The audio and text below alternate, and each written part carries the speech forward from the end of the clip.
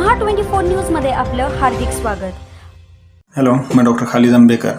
सबसे पहले मैं आप सबको इंडिपेंडेंस डे की बहुत बहुत शुभकामनाएं देता हूँ। मैं आज आपको अहमदनगर के किले में जो स्वतंत्रता सेनानी कैद थे उनके बारे में शॉर्ट में बताना चाहूँगा। स्पेशली जो मुस्लिम स्वतंत्रता सेनानी यहाँ पर कैद थे उनके बारे में मैं शॉर्ट में बताऊँगा। बताने का उद्देश्य इतना ही है कि इन तीनों के बारे में ज़्यादा मालूमात पब्लिक को नहीं है, दूसरा कोई उद्देश्य नहीं है।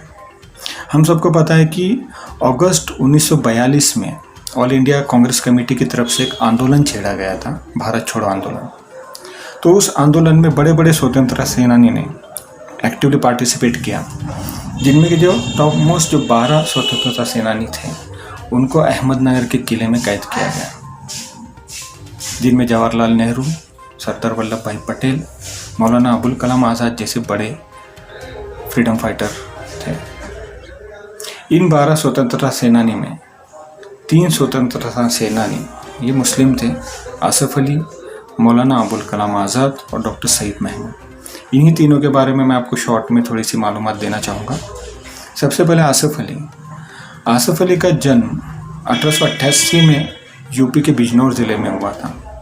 जब ये बड़े हुए तो एक्टिवली इन्होंने इंडिपेंडेंस मूवमेंट के अंदर पार्टिसिपेट किया, बड़े होकर लॉयर बने। और मैं आपको एक बात बताना चाहूँगा कि हम सबको पता है कि 8 अप्रैल 1929 को भगत सिंह और उनके साथियों ने जो असेंबली में बम फेंका था, तो उस वक्त बुटकेश्वर दत्त और भगत सिंह की वकालत इन्हीं आसिफ अली ने की थी।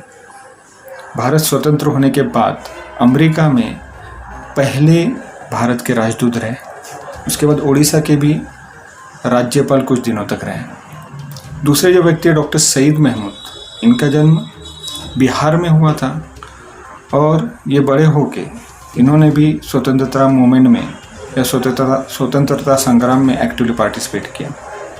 एक बात मैं आपको बताना चाहूँगा इनके बारे में कि ये हिंदू मुस्लिम एकता पर बहुत ही ज़्यादा जोर देते थे। ये जब छोटे थे, जब बड़े हुए, उसके बाद ये महात्मा गांधी के विचारों से बहुत प्रभावित हुए और उसी वजह से उन्होंने ऑल इंडिया कांग्रेस कमेटी में एक सदस्य के तौर पर काम किया। उसके बाद बहुत से डिप्टी सेक्रेटरी और बहुत से पद उन्होंने कांग्रेस कमेटी के अंदर उन्होंने काम किया, वहाँ पर पदों पर रहते हुए। उसी तरह जामिया इस्लामिया जो है, जामिया मिलिया इस्लामिया के फाउंडर मेंबर में से एक रहे। तीसरे जो व्यक्ति मौलाना अबुल कलाम आज़ाद, जिनके बारे में तो बहुत से लोग जानते हैं कि 1942 से 1945 तक ये अहमदनगर के किले में, वैसे तो सब लोग 1942 से 1945 के ये अरसे में 2.5 से 3 साल के अरसे में अहमदनगर के किले में कैदी बोल के रहे। तो उस दौरान मौलाना अबुल कलाम आज़ाद ने गुबारे खातिर एक बहुत ही इम्पोर्टेंट उर्दू लिटरेरी हैसियत से जो इम्पोर्टेंट मानी जाती है वो बुक लिखी।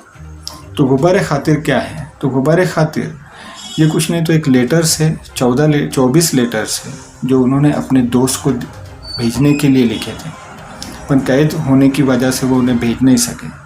बाद में जब वो कैद से रिहा हुए तो उसको उन लेटर्स को एक किताब के तौर पर पेश किया गया।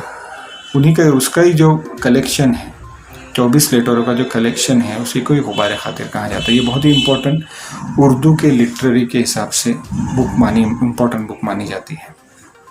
उसके बाद मौलाना अबुल कलाम आज़ाद, हम सबको पता है कि स्वतंत्र भारत में पहले एजुकेशन मिनिस्टर रहे और 1992 में उनको मरणोपरांत भारत रत्न, ये हमारे भारत का सबसे सर्वोच्च इम्पॉर्टन्स रखने वाला पुरस्कार दिया गया। धन्यवाद। अशाच घडामोडीचा आढावा घेण्यासाठी आजच आमचं YouTube चॅनल सबस्क्राइब करा व पाहत राहा महा 24 न्यूज अहमदनगर।